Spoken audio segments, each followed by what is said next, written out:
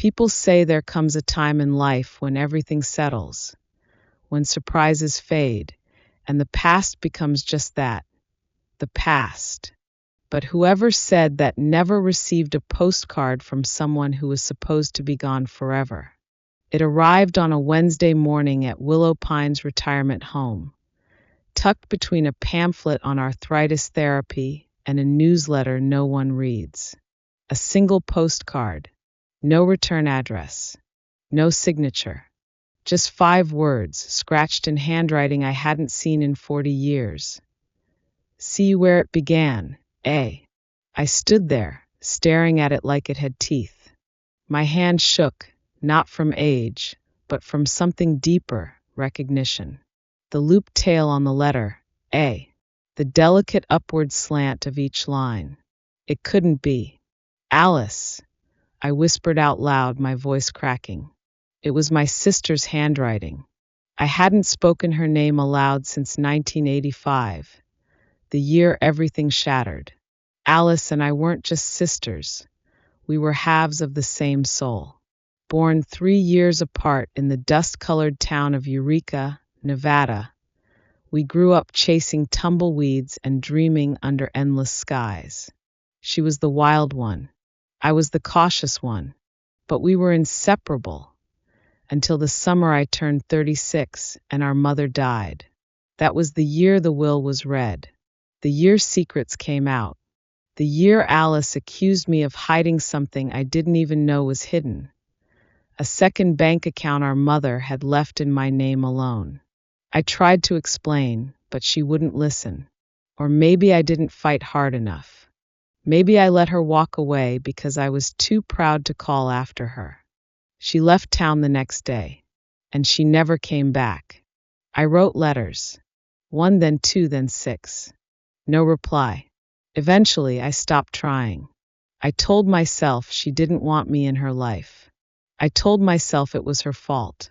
But now, holding this postcard, I wondered, had I been wrong all along? I returned to my room and pulled out a shoebox from beneath my bed.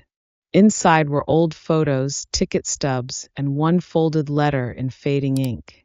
It was the last thing I ever wrote to Alice. 12 pages of apologies, grief, and half-formed thoughts I never had the courage to send. I held the postcard next to the letter. Same handwriting. Same heartache. Eureka. That's what where it began had to mean. Our hometown. The place we buried our mother, and in many ways each other.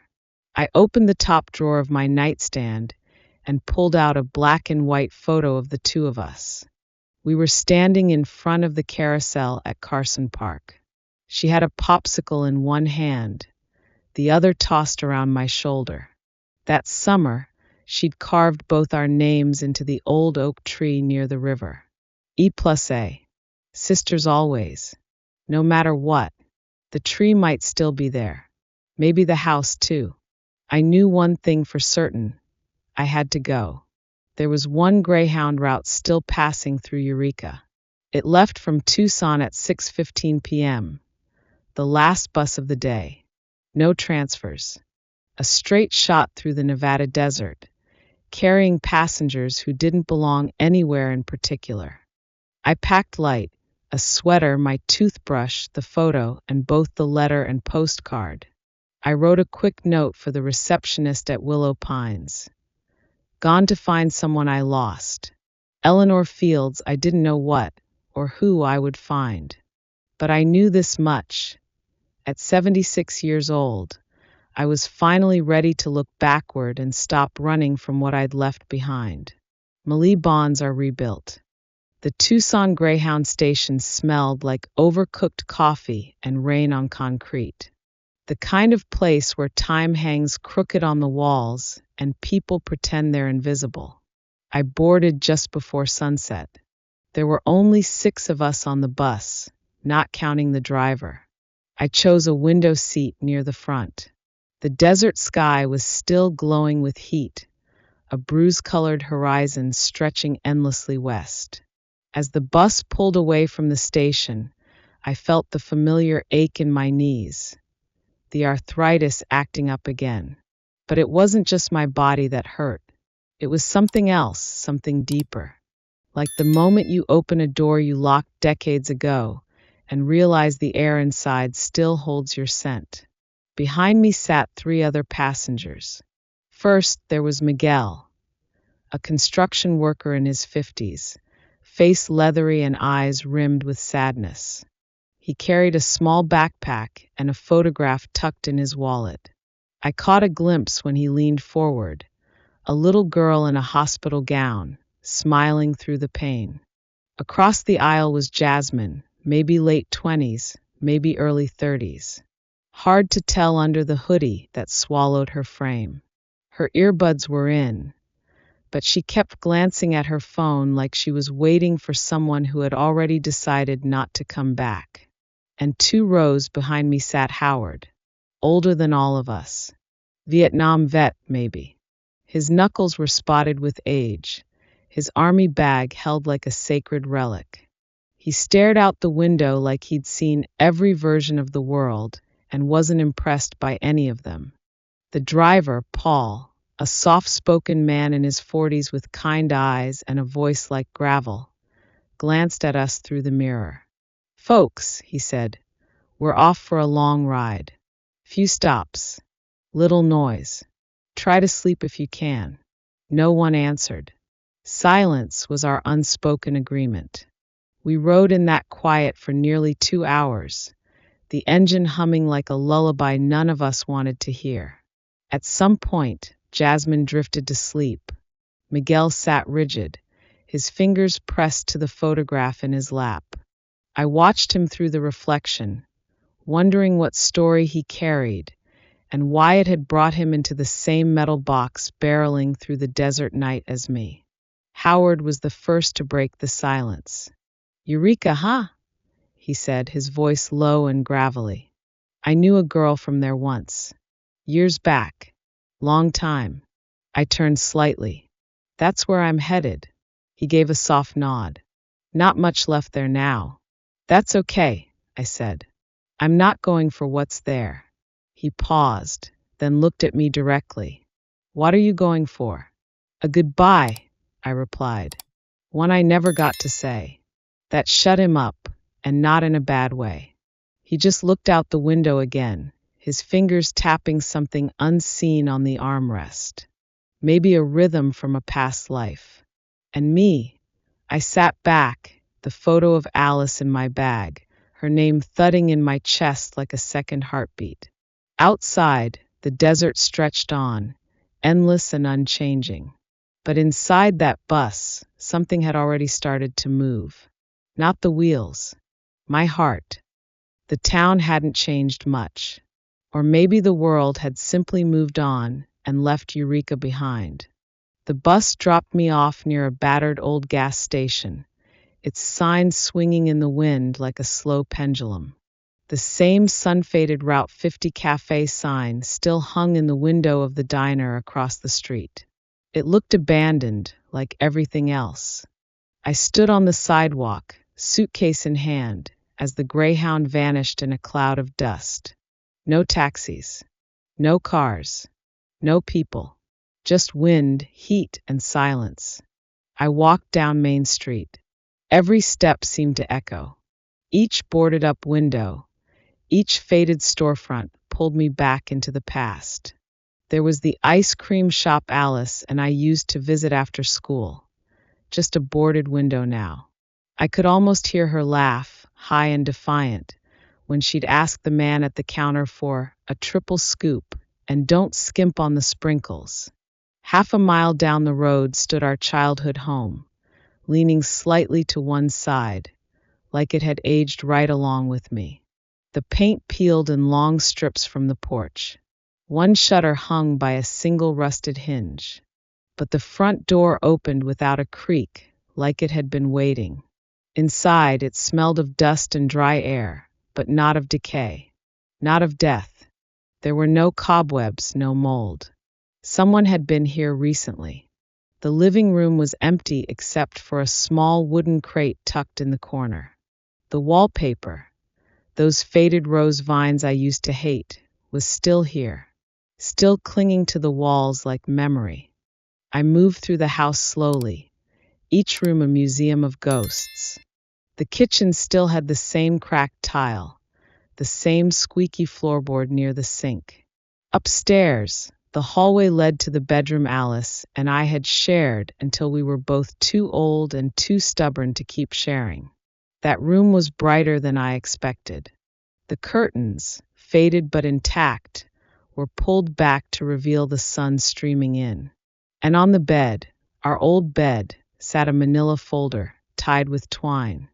I opened it with trembling fingers. Inside were photos, letters, and a notebook. On the front cover, in handwriting unmistakably hers, "To Eleanor, if you ever come back." I sat down hard on the edge of the bed and opened the first page. I don't know if you'll ever read this, but I've imagined this moment 1,000 times. If you're holding this, it means some part of you still remembers us, still remembers me. I turned the page. I did come back once, after Mama died. You didn't know. I stayed in town for a week, staying at the old motel by the highway. I came by the house, but I couldn't bring myself to knock. I thought maybe you'd be angry. Maybe you'd slam the door in my face. I was scared. I didn't know then that you'd written. That Mama kept your letters from me. The words hit me like a punch to the chest. I hated you for so long, Eleanor. Not because of the money. Not even because of the silence. I hated you because I missed you. And it hurt more to miss someone who was still alive. I clutched the notebook to my chest and sobbed, loud, ugly, aching sobs. Decades of grief, guilt, and longing poured out all at once. My sister had never turned her back on me. She had tried, and someone, our own mother, had chosen to keep us apart. I don't know how long I sat there. The sun had begun to set, casting long shadows across the room. Then I heard footsteps. I froze. The front door creaked. Slow, cautious steps moved through the house. I stood up, heart racing. And then, at the doorway, a figure appeared. She was young, late 20s maybe. Wavy auburn hair, soft eyes. There was something about her face that made my knees go weak. "Are you Eleanor?" she asked, voice shaking. "Yes," I whispered. "Who are you?" She stepped forward, tears already welling in her eyes. "My name is Alma. Alice was my grandmother." For a moment, I couldn't speak, couldn't move. I just stared at her. This girl who had my sister's eyes, my father's jaw, and something else. Something that looked a lot like hope. She stepped forward, hesitantly. "I didn't mean to scare you. I saw the door was open, and I thought. I don't know. I thought maybe it was you. You sent the postcard," I said, slowly piecing it together. She nodded. "I found the notebook last month, in a storage box at my mom's house.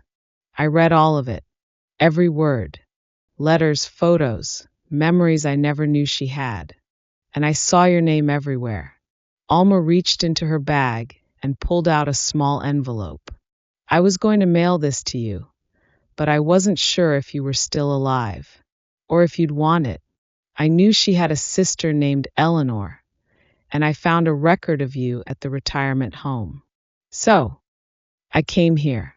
I sent the postcard to Willow Pines, hoping you'd understand." I opened the envelope.